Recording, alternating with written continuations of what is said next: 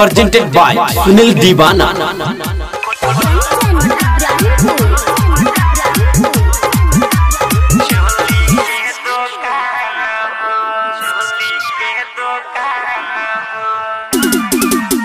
जाए न परी तोके कमाए सोइया राजा सफान हो। जाए न परी तोके कमाए सोइया राजा सफान हो। खोलल बाजार में हो बलमुआ चोली के दुकान हो।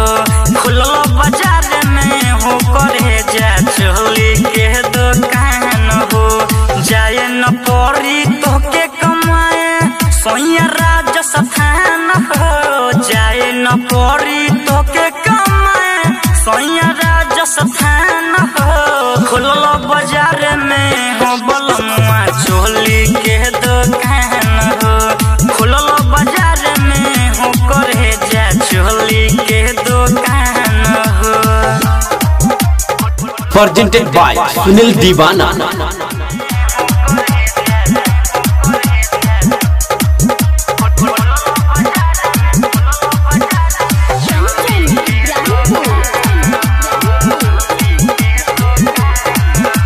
घर ही तू रही पैसा कमाबो छोरा चकर तू बाहर के रह नहीं पाई बस न करे जाए एको दिन दूर हो के तहरा से।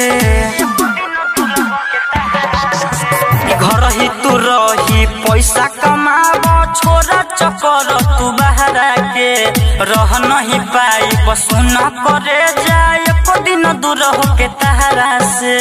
कहतानी जबन राजा बतला हमर मान हो।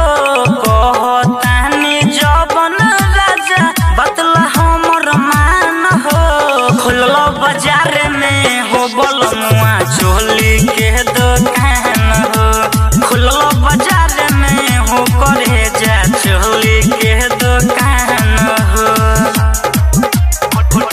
presented by Sunil Divana।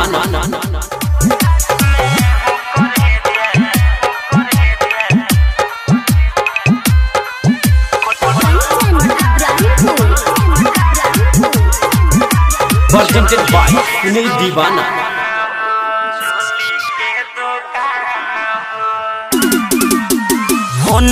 हम के कहल रही हमर सखी दुलारी हो। गाँव में रह के ओकर सजनवा करेला सुनर व्यापारी हो। हम के कहल रही हमर सखी दुलारी हो। गाँव में रह के ओकर सजनवा करेला सुनर व्यापारी हो। राहुल ऋषि राइटर अर्जुन हो जाई आसान हो। रामजी सुनील राइटर अर्जुन हो जाई आसान हो। खुलल बाजार में हो बलमुआ चोली के दुकान हो। खुलल बाजार में हो करे जा चोली के दुकान हो। जाए न परी तोके कमाए सोइया राजा सफान हो। जाए न परी तोके कमाए सोइया